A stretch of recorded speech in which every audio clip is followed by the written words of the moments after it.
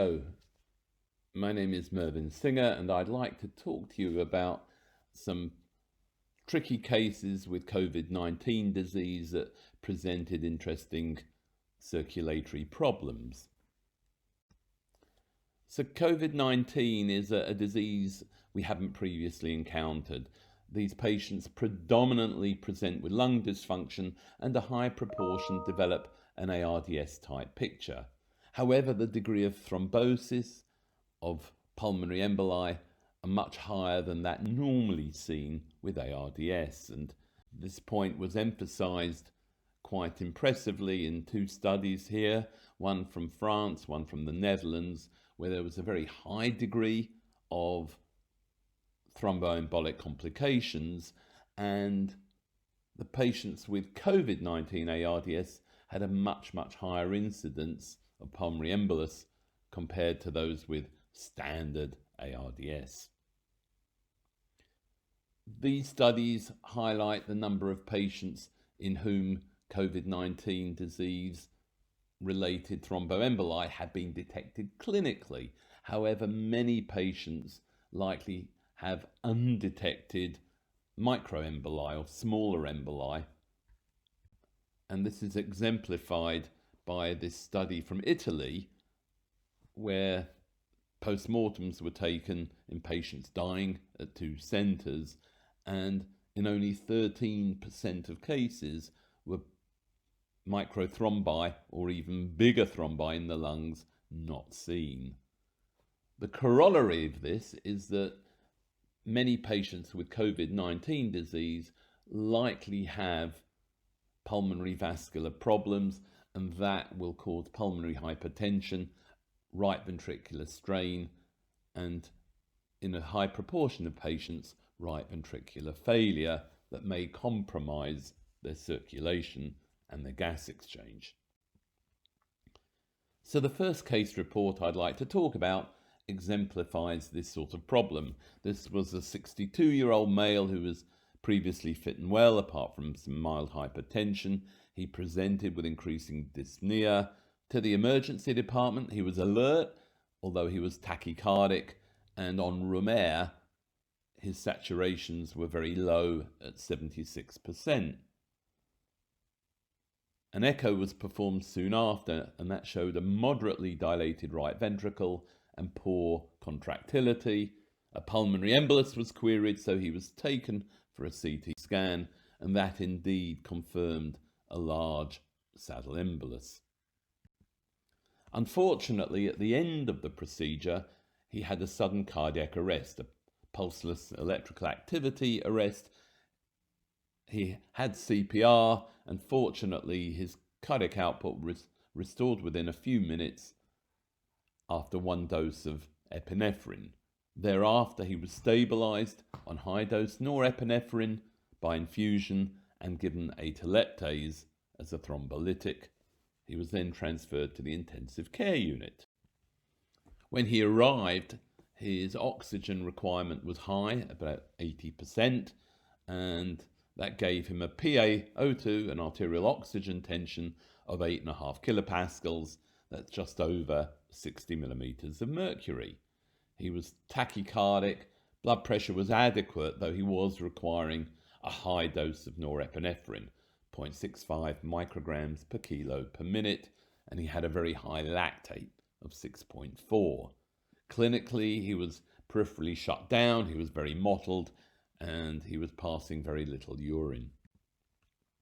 A Doppler probe was inserted, and that showed some interesting features. He had a very low stroke volume, 15 mils, and a correspondingly low cardiac output of 2 litres per minute. He had a very narrow corrected flow time of 150 milliseconds. The normal range is about 330 to 350.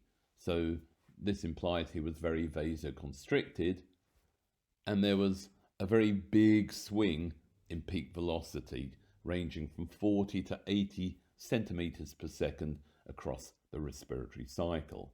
So while the higher peak velocity is compatible, normal for someone of his age, there was still this big respiratory swing, and he was requiring a high dose of vasopressor. So clearly he had a good reason to have underfilling of the left ventricle from the large pulmonary embolus and obstructive shock.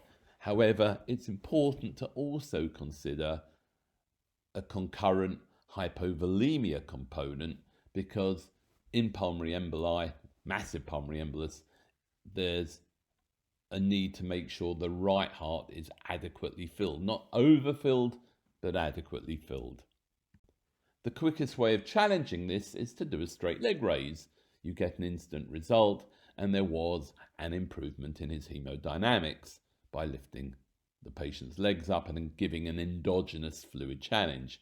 This showed he was fluid responsive, and so he had a 250 ml fluid challenge given over 5 to 10 minutes.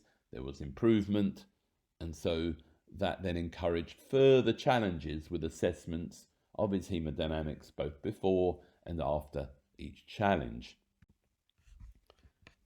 So by 90 minutes, he'd received 2.25 litres of fluid, by which time the norepinephrine dose had come down about 75%. His blood pressure was maintained and his stroke volume was considerably better. It had improved from 15 mils at the beginning to 57 mils. The heart rate was lower.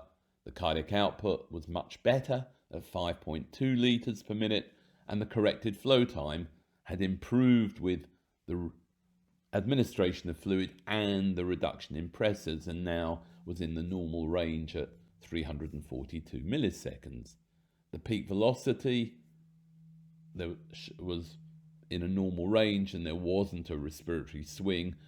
The lactate level had normalized and he was now passing urine. So this low stroke volume was identified to be related to reduced left ventricular filling. There were the signs, the features on the Doppler trace, the low corrected flow time and the low stroke volume with a relatively preserved peak velocity and a big respiratory swing. And giving this volume challenge, elevating his legs, showed the improvement in stroke volume and blood pressure, which showed he was fluid responsive. So therefore it was appropriate in his situation to try fluid challenges, and rather than just giving a huge amount of fluid in one go, you can titrate the fluid to restore an adequate degree of organ perfusion, yet at the same time not overload the patient. So you can titrate fluid precisely to optimize circulatory status.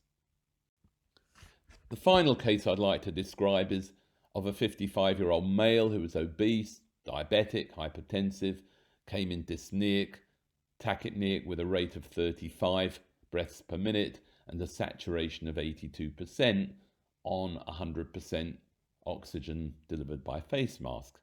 He initially improved on CPAP, but 12 hours later became CPAP mask intolerant, agitated, so required intubation and mechanical ventilation.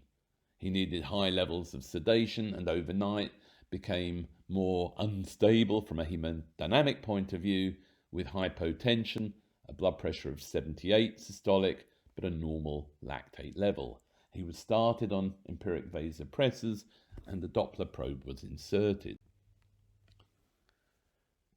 He was on rather high ventilator settings. He was on pressure control ventilation with a peak pressure of 28, which was 14 above the level of PEEP. He had a rate of 24, an IE ratio which was inverted, so this was at 1:1, and that generated a tidal volume of 410 mils, yet he was needing 90% oxygen to deliver saturations of 88%.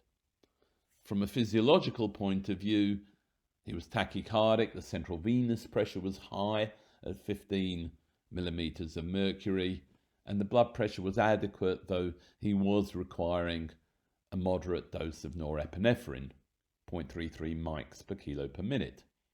The blood gases showed both hypoxemia and hypercapnia. The CO2 partial pressure was 6.7 kilopascals, that's approximately 50 millimeters of mercury, but as I mentioned before, the lactate was in the normal range. Doppler showed a low normal stroke volume of 39 mils, a cardiac output of 4.3 litres per minute, however, a very narrow corrected flow time, and again, a big respiratory swing. This also implies underfilling of the left ventricle, so there are a number of causes to consider. There may be an absolute hypovolemia or a relative hypovolemia due to, for example, obstruction. So could he have a pulmonary embolus? Could he have tension pneumothorax? Or could there be right heart failure, so the blood isn't being pumped from right heart through to the left heart? On the other hand, could these ventilator settings be responsible? Could he have too much auto PEEP, too much intrinsic PEEP? So going through these possible differential diagnoses, he had a straight leg raise that showed no improvement in hemodynamics, therefore making hypovolemia less likely.